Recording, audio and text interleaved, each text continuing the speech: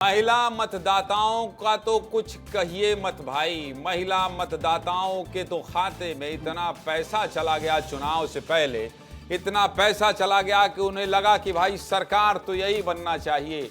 घर में अगर 10,000 रुपए किसी गरीब परिवार के अकाउंट में आ जाए, और पूरा खेल तो जीविका दीदियों ने ही कर दिया है। संतोष पांडे जी, आप मंद मंद मुस्कुरा रहे हैं, मैं देख रहा हूं, आप टीवी भी देख रहे हैं और मंद मंद मुस्कुरा रहे हैं कि जिस तरह से जीविका दीदियों ने, भारतीय जनता पार्टी एनडीए गठबंधन ने भरोसा जताया, और जीविका दीदियों की कितनी बड़ी भूमिका, निर्णायक भूमिका रही। संतोष जी, बिहार में आपने खूब कैंपेन किया है, आपसे ही समझना चाहता हूं संतोष जी।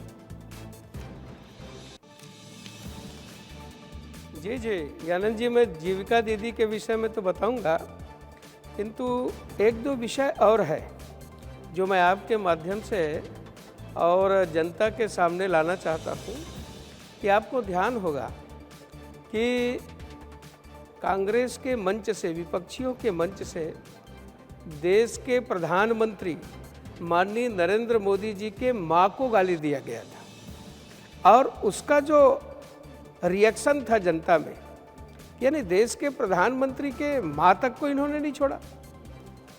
यानी कितने अभद्रता के साथ। और ये जब अभी इस प्रकार का करेंगे तो भविष्य में ये और क्या करने वाले हैं।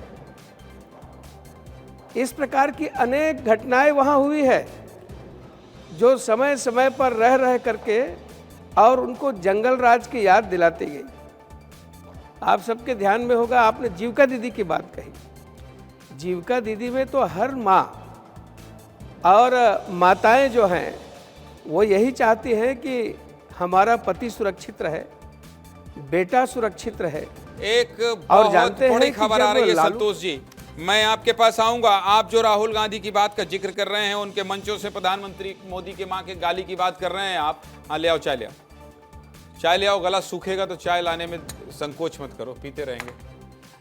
ब्रेकिंग ले लेते हैं तनुज, खबर ब्रेक करते हैं। तनुज रुक जाओ, इंसान है, चिल्ला रहे हैं आधे घंटे से तो समय लगेगा ना भाई। आ रहे हैं ब्रेक के, हमारे पीसीआर वाले चिल्ला रहे हैं ब्रेक करिए ब्रेक करिए ब्रेक करिए। अब ब्रेक कर दीजिए। बहुत बड़ी खबर स्क्रीन में, 200 का आंकड़ा पार कर दिया है रुझानों में भारतीय जनता पार्टी एनडीए गठबंधन ने।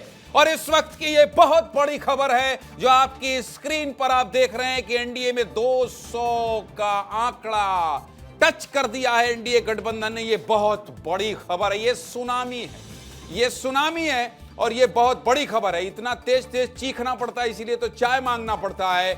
और चाय वाले प्रधानमंत्री ने कमाल कर दिया है, प्रधानमंत्री नरेंद्र मोदी ने, जो जलवा चल रहा है। और ये बीजेपी के साइलेंट वोटर, नीतीश कुमार के चुप्पा वोटर, महिलाओं का ये सब कमाल है कि 200 का आंकड़ा टच कर दिया है रुझानों में। और किस तरह से मतदान किया है, सोचिए सोचिए। जिस तरह से वोटिंग परसेंटेज में रिकॉर्ड टूटा है, उसी तरह से अब रुझानों में, नतीजों में भी रिकॉर्ड टूट रहा है। तो कुल मिलाकर ये बहुत बड़ी जीत है। और इस बड़ी जीत को लेकर जो राहुल गांधी की बात कर रहे थे संतोष पांडे जी, मैं उसी का जिक्र करते हुए आपको बताना ये चाहता हूं कि राहुल गांधी ने तो ये भी कहा, उन्होंने तो ये भी कहा कि उन्हें सिर्फ आपका वोट चाहिए। नरेंद्र मोदी का जिक्र करते हुए उन्होंने मंच से कहा कि उन्हें तो सिर्फ आपका वोट चाहिए। अगर आप कहोगे नरेंद्र मोदी जी आप ड्रामा करो, तो वो ड्रामा भी कर देंगे। हालांकि बाद में प्रियंका गांधी की एक जगह डांस करती हुई तस्वीर आई, वो भी सोशल मीडिया में बहुत ट्रेंड किया। तो मुझे लगता है कि अब इस तरह की राजनीति को देश नकार रहा है।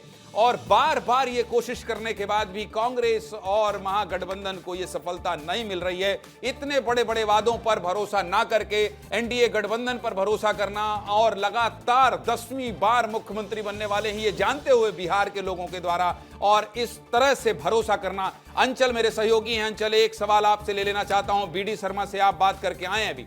बीडी शर्मा भी लंबे समय तक वहां बिहार में रहे और उन्होंने बहुत माइक्रो मैनेजमेंट में चुनाव में काम किया है। आपसे जब ऑफ रिकॉर्ड उनसे बात हो रही थी तो बीडी शर्मा ने आपसे क्या बताया और क्या कहा कि बिहार में जो संतोष पांडे जी बता रहे हैं, एक तो वो कह रहे हैं कि नफरत की राजनीति को बिहार की जनता ने नकार दिया है, दूसरी ओर बीडी शर्मा आपसे क्या कह रहे थे, अंदर की बात जरूर बताइएगा विस्तार न्यूज के दर्शकों को। अंचल, बिल्कुल ज्ञानेंद्र जी, देखिए जो सबसे महत्वपूर्ण बात है, मध्य प्रदेश एक बड़ी प्रयोगशाला के तौर पर सामने आई है। आप देखिए मध्य प्रदेश में बीते चुनाव में लाडली बहना योजना जो है वो मास्टर स्ट्रोक साबित हुआ था। इसके बाद दिल्ली में, महाराष्ट्र में, हरियाणा में और अब बिहार में भी आपने देखा कि जो नतीजे हैं आधी आबादी को साधने का जो काम जिस तरीके से एनडीए गठबंधन ने, भारतीय जनता पार्टी ने किया है, उसका साफ असर दिखाई दे रहा है। लेकिन मुझे एक चीज लगती है ज्ञानेंद्र जी कि नतीजे भले ही बिहार में आए हों और बिहार में एनडीए के पक्ष में आए हों, लेकिन मुझे टेंशन में जो इस समय नजर आ रहा है वो बंगाल नजर आ रहा है, क्योंकि आने वाले समय में बंगाल में भी चुनाव होने हैं। और जिस तरीके से, जिस स्ट्राइक रेट की आप बात कर रहे हैं,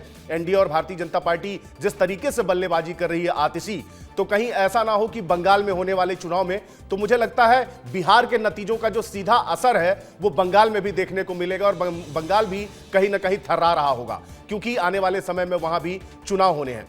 इसके अलावा मध्य प्रदेश का एक बहुत ही बड़ा फॉर्मूला, माइक्रो लेवल पर जाकर के बूथ का मैनेजमेंट, जिस तरीके से पन्ना प्रमुख बना के गली गली में कार्यकर्ताओं को पहुंचा के और जिस मजबूती के साथ संगठन का विस्तार किया, और उसी फॉर्मूले पर बिहार में भी चुनाव लड़ा गया। और आप देखिए मध्य प्रदेश के भी कई नेता, मध्य प्रदेश के मुख्यमंत्री 21 सीटों पर वहां पर प्रचार करने गए और 21 में से 21 सीटों पर बढ़त बनाए हुए हैं। जिस बीडी शर्मा जिसकी आप बात कर रहे हैं, बीडी शर्मा ने 19 सीटों पर प्रचार किया और 19 की 19 सीटों पर बढ़त बनाए हुए हैं, कई सीटों पर जीत भी डिक्लेयर हो गई है। तो देखिए मध्य प्रदेश के राजनेताओं का जिस तरीके से माइक्रो लेवल पर जाकर के बूथ लेवल जो मैनेजमेंट है उनका, वो किस तरीके से दूसरे जगह भी देखा जा रहा है। और मैं बार बार ये बात इसलिए कह रहा हूं क्योंकि एक बड़ी प्रयोगशाला के तौर पर आप देखिए मध्य प्रदेश, बहुत बड़ी खबर आ रही है, एक बहुत बड़ी खबर आ रही है। संतोष जी, मैं आऊंगा आपके पास क्योंकि सवाल आपसे ही है। अनिल फिरोजिया जी, आपके पास भी आऊंगा। जेडीयू को पीछे करके भारतीय जनता पार्टी 90 के करीब रुझानों में पहुंच गई है। एक हाइपोथेटिकल सवाल कर लेता हूं दोनों बीजेपी के सांसद महोदय से, जब चर्चा ही तो है, चर्चा में कुछ भी प्लस माइनस हो सकता है, बातचीत हो सकती है। संतोष पांडे जी, जो आंकड़ा है चिराग पासवान की पार्टी का, जो आंकड़ा है भारतीय जनता पार्टी का, जो आंकड़ा है अदर का, उसको मिलाकर मुझे लगता है कि बीजेपी सरकार बना लेगी और जेडीयू की जरूरत भी नहीं पड़ेगी। ऐसा तो नहीं हो जाएगा संतोष जी?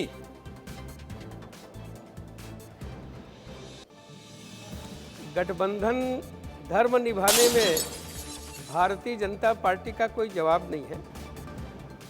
जिस प्रांतों में, चाहे महाराष्ट्र हो या अन्य प्रांतों में भी, पहले पंजाब में भी रहा, तो गठबंधन में जो धर्म होता है वो बखूबी माननीय नरेंद्र मोदी जी जानते हैं। थोड़ा सा मैं ये कहना चाह रहा था, उस समय आपने थोड़ा ब्रेक कर दिया, उसको मैं पूरा कर दूं आपकी इजाजत हो तो। और अरे बिल्कुल, मैं आपको बताना चाहता हूं कि ये नफरत की बाजार में मोहब्बत की दुकान वाले। संतोष जी, आप बीजेपी के सांसद तो हैं ही और मेरे बड़े भाई भी हैं, आप मुझसे इजाजत बिल्कुल मत लीजिए। ये राष्ट्रीय स्तर का वो नहीं है जहां पे बिना मतलब का इजाजत लिया जाता है, ये घर परिवार में बात हो रही है। आप बिल्कुल अपनी बात कहिए प्लीज। नफरत की बाजार में मोहब्बत की दुकान वाले कहां हैं? ये वही मोहब्बत है जो प्रधानमंत्री के माप को गाली दे? ये कौन सा मोहब्बत फैलाना चाहते हैं? ये क्या जताना चाहते हैं? ये जब छठ का पूजा हो रहा था तो उन्होंने कहा ये ड्रामा हो रहा है, ये ड्रामा करने के लिए इससे ज्यादा कौन अच्छा जान सकता है? तो यही सारी चीजें हैं। ये कोट के ऊपर जनेऊ पहनने वाले, माथे पे त्रिपुंड लगाने वाले, भारतीय जनता पार्टी के अध्यक्ष हेमंत खंडेलवाल का रिएक्शन आ रहा है। संतोष जी, मध्य प्रदेश के प्रदेश अध्यक्ष हेमंत खंडेलवाल का रिएक्शन आ रहा है, जरा सुना। मध्य प्रदेश के हमारे जनप्रतिनिधि, हमारी जनता की तरफ से मैं नरेंद्र मोदी जी का बहुत बहुत धन्यवाद करता हूं। उनके नेतृत्व में जिस प्रकार से भारतीय जनता पार्टी और एनडीए की जीत हुई है, मैं बिहार की जनता का भी धन्यवाद करता हूं कि उन्होंने मोदी जी के नेतृत्व दिया। हमारे अमित शाह जी, जिनके मार्गदर्शन में पूरा बिहार का ये चुनाव चला, साथ ही हमारे प्रदेश राष्ट्रीय अध्यक्ष जेपी नड्डा जी, सभी का धन्यवाद करता हूं, जिनके मार्गदर्शन में भारतीय जनता पार्टी कार्यकर्ताओं की मेहनत के कारण एनडीए की जीत हुई। नीतीश कुमार जी और सभी लोग को बहुत बहुत बधाई। मध्य प्रदेश के बहुत सारे कार्यकर्ता हमारे बिहार चुनाव में लगे थे, उन सबको भी मैं बहुत धन्यवाद और बधाई देता हूं कि सबकी अथक मेहनत से हमारी बिहार की जनता ने एक बार फिर सिद्ध कर दिया कि अगर इस देश का नेतृत्व कोई कर सकता है, गरीब की, आम जन की चिंता कोई कर सकती है, तो वो सिर्फ और सिर्फ हेमंत मोदी का- खंडेलवाल बीजेपी के प्रदेश अध्यक्ष जो अपनी बात कह रहे थे, हेमंत खंडेलवाल को आप सुन रहे थे। मैं अनिल फिरोजिया जी आपके पास आना चाहता हूं। आपके प्रदेश के अध्यक्ष संबोधित कर रहे थे और कह रहे थे कि प्रधानमंत्री नरेंद्र मोदी की जो नीति है, भारतीय जनता पार्टी के कार्यकर्ताओं की जो मेहनत है, उसकी वजह से जीत मिली है। आपकी प्रतिक्रिया अनिल फिरोजिया जी। बिल्कुल सही बात है कि माननीय श्रीमान नरेंद्र मोदी जी का नेतृत्व और हमारे गृह मंत्री माननीय अमित शाह जी की रणनीति और धर्मेंद्र प्रधान जी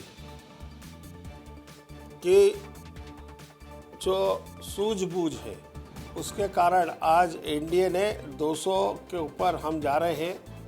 और वास्तव में ये जो जीत है, ये एनडीए की जीत है और इसका पूरा श्रेय मैंने भी पहले भी कहा है कि हमारे यशस्वी प्रधानमंत्री संतोष पांडे जी, आज शाम 6 बजे संतोष पांडे जी, आप बिहार में बहुत काम किए हैं और माइक्रो मैनेजमेंट जिसकी मैं बात कर रहा था उसमें भी आपने बहुत काम किया। ये आखिरी सवाल है मेरा, शाम 6 बजे, शाम ठीक 6 बजे, जैसा कि हर बार बड़ी जीत के बाद प्रधानमंत्री नरेंद्र मोदी बीजेपी के राष्ट्रीय दफ्तर में पहुंचते हैं और जनता को संबोधित करते हैं, कार्यकर्ताओं को संबोधित करते हैं, देश को संबोधित करते हैं। क्या लग रहा है आज प्रधानमंत्री नरेंद्र मोदी क्या बोलेंगे?